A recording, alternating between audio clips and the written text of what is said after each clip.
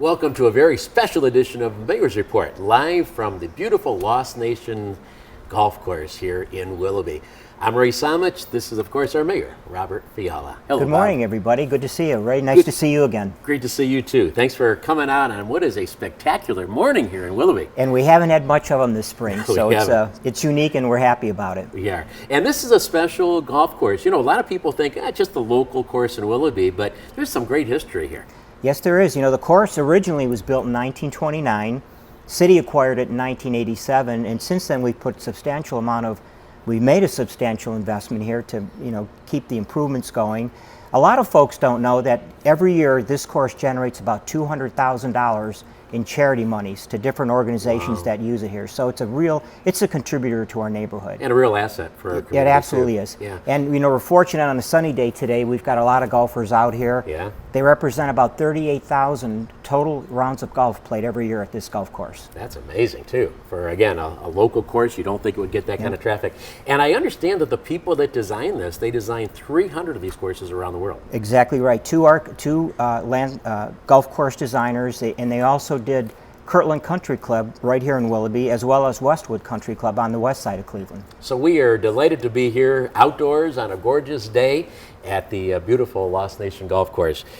Some things aren't as pretty though as this, and one of those issues is erosion, and we're not very far from Lake Erie here. What is happening with the erosion issue all across Northeast Ohio? The erosion issue in Lake Erie along the entire state of Ohio's north coast is an extreme problem. As of this date, we are 6 inches higher than the high water mark of early May, and as of right now, we're 27 inches higher than the highest ever recorded lake elevation in 1986. Wow. So we've got a substantial and a unique situation that's occurring right here. Yeah. And is there a cause for that? Is that natural that this is happening? What we found out, we've been in discussion with the Ohio Department of Natural Resources and the Corps of Engineers. What we found out is this is a cyclical kind of event, and every so often you see high waters and low waters, and it's occurred several times over the past decades. And most recently we've had a very low water cycle around 2007. And but since then it's slowly ebbing up, and we are hopeful that this will be one of the last years of high water that we'll see, and we'll hopefully see the cycle start to go down in the years coming. But as of right now, we are substantially above what was the historic high, and it is a statewide issue. This is not a Lake County issue, it's not a Willoughby issue, it's across the entire state of Ohio. Yeah, and some of our sister cities here that are struggling, Willowick and Mentor and Euclid, I mean, there's no solution for anybody, right? It's challenging. There's solutions, but they're going to take time and they're going to cost money. The Willoughby, Eastlake, and Willowick are going to join together and actually investigate some alternatives on how we can help the residents and the city finance some of these improvements that are necessary. But we've already had reports of Perry, Fairport Harbor having substantial issues. One of those two cities is actually importing sand to keep their beaches in place because the erosion's been so catastrophic for them. So we've got issues at Osborne Park that we're going to be handling, but we're looking at a more forward-looking plan, rather than just deal with erosion. Probably the right time to study Osborne Park in total as a park and master plan effort. So we're going to do a master plan, and it will include the erosion control measures. That will provide us hopefully some funding options too to pay for these measures because they are expensive. What kind of time frame is this going to take? We've probably have about 6 months to 8 months worth of planning ahead of us.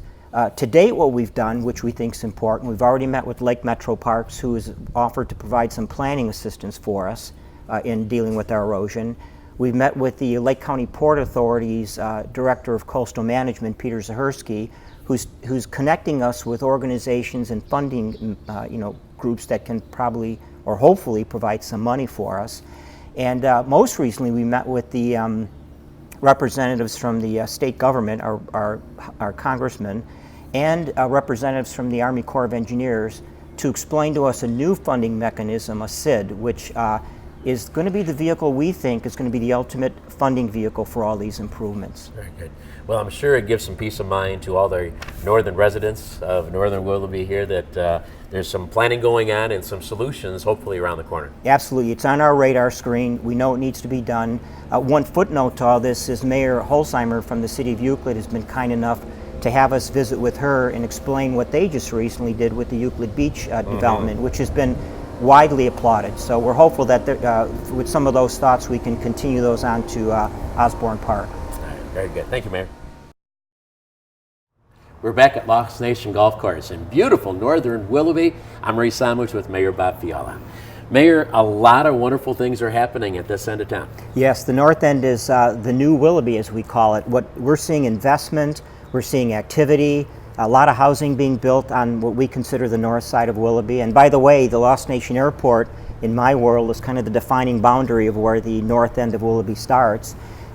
So a few projects, and they're continuations of some earlier projects. You know, a while back, JT's Diner made a substantial investment, remodel their business, and they're doing very, very well.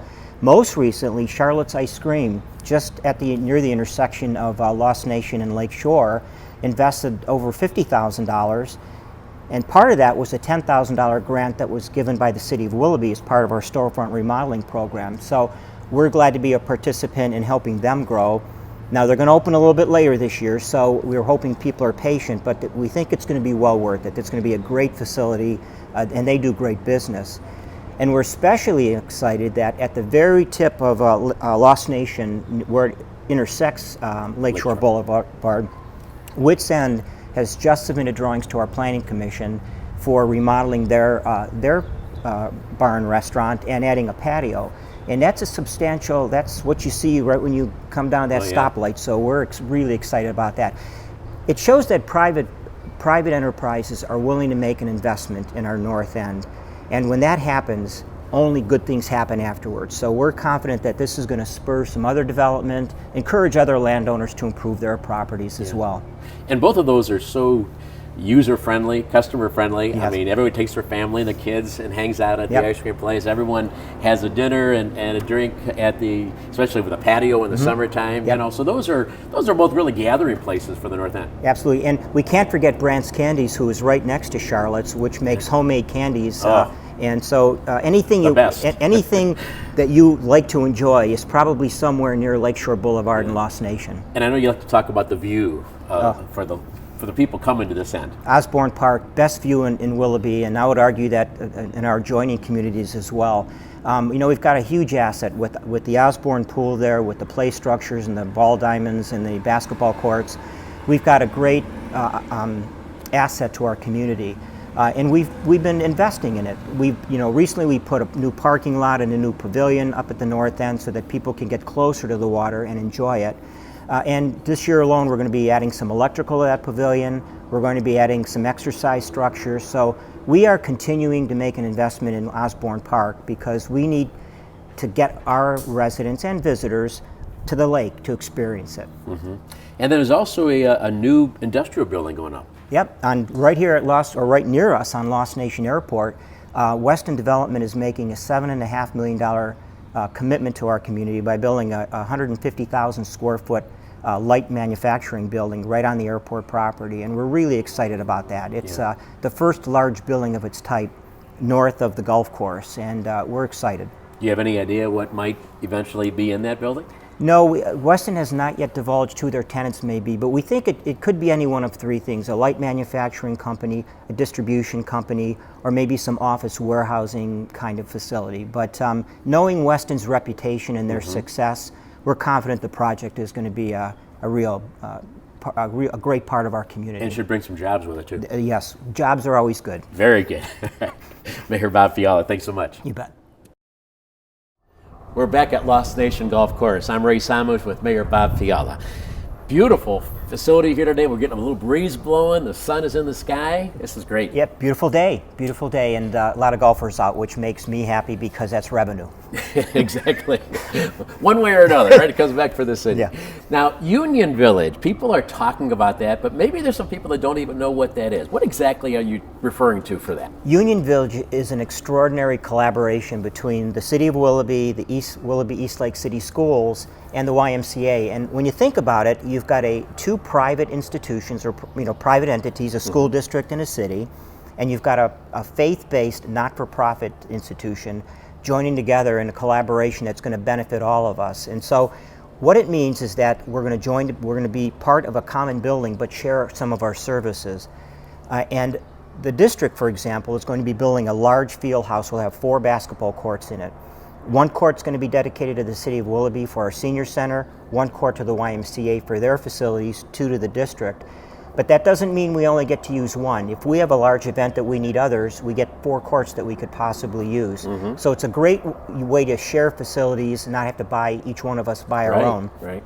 And in another interesting collaboration, the school district is going to be building an 8-lane competitive pool that they will operate, but they will pay for, and the YMCA will be operating. So we get the efficiencies of the operational skills of the YMCA managing a pool, and now Willoughby schools, both East Lake North and Willoughby South, will both have their own training facility.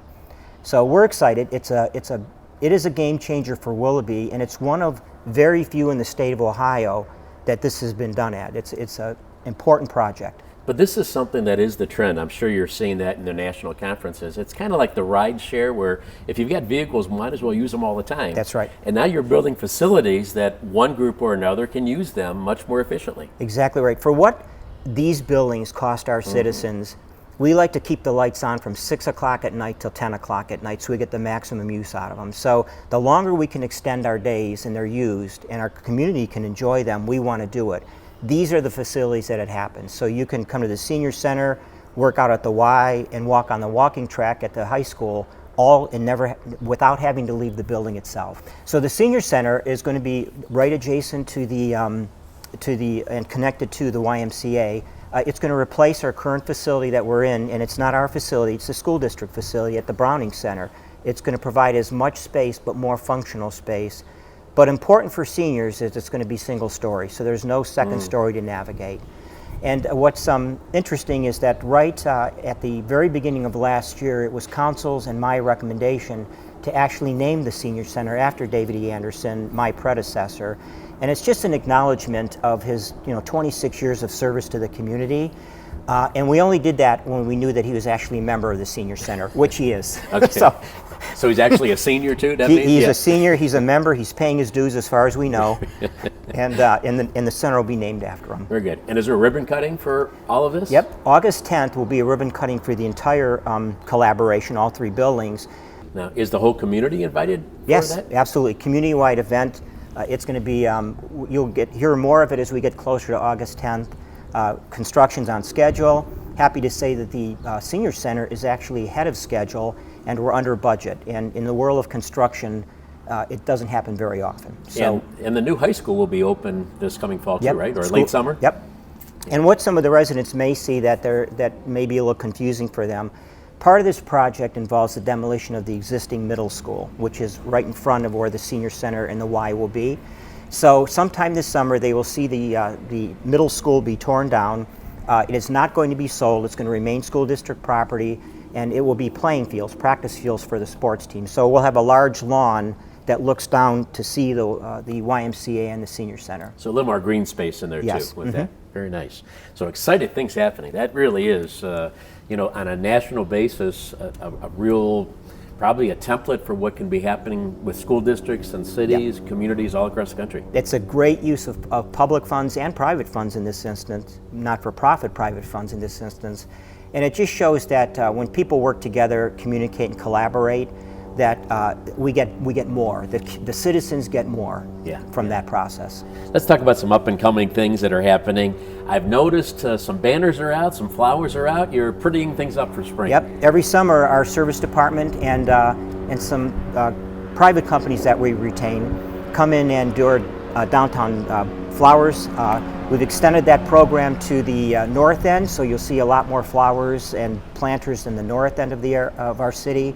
The banners are rotating. We've got our Hometown Hero banners up right now, which are hugely successful. In fact, we have more people applying for those banners than we can actually put up. Wow. And then again, as we get to the fall, you'll start to see the holiday banners and the winter banners come up. Very nice. And they just tell a great story about our community. Mm-hmm. And of course, 4th of July is always the big festivities, and so many communities aren't doing that anymore, but Willoughby still is. Our community really expects it, and we've learned that they expect it to be at South High School where it's going to remain. So it's just been a tradition. It's a community-wide event. I mean, we get a lot of folks that come out to the Willoughby South High School to see it. But if you drive around any neighborhood nearby, there's somebody having a party that have invited their family members or neighbors over to watch the fireworks above the trees if they're not at South High School. Exactly. And the concerts in the park are underway at the gazebo? Yep, and we're happy about that. It's a little bit of an extended season. We took a poll and we've found some of the best performances that our residents have enjoyed. So we've got some great acts coming back. Mm-hmm. We're going to extend the season a little bit, and we're looking for some other outdoor opportunities. We're going to have a movie night out. That'll be an outdoor theater this summer.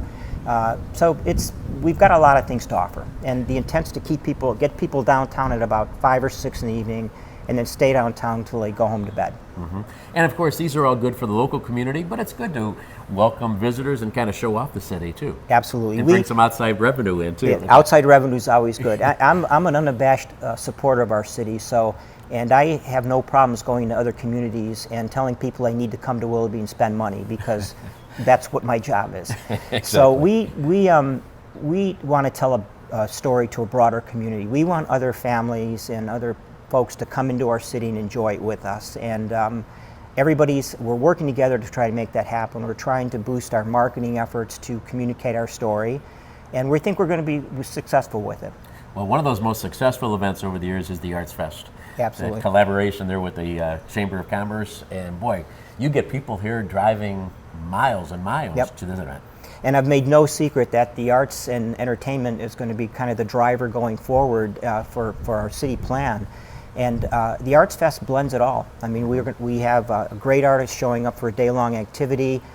It is the one event that everybody in downtown Willoughby has a benefit. So our restaurant and bars, our merchants, all of them get some residual halo effect, if you will, from the Arts Fest. So it's great for the Chamber of Commerce, of course, but it's great for our downtown. Yeah, and I've heard some people that say, well, it's so busy down there, I don't want to go. But I mean, that's part of the fun. It's the festivity of rubbing elbow to elbow with friends and neighbors and strangers and enjoying downtown Willoughby. That's exactly right. Yeah. We love it. It's a great event. And that is July 20th this year. So yes. Mark that one on your calendar now. Thank you so much for sharing the time with us. We really appreciate it. We want to thank all of you for being with us again for another edition of the Mayor's Report. We'll be back with you again real soon. Thanks so much.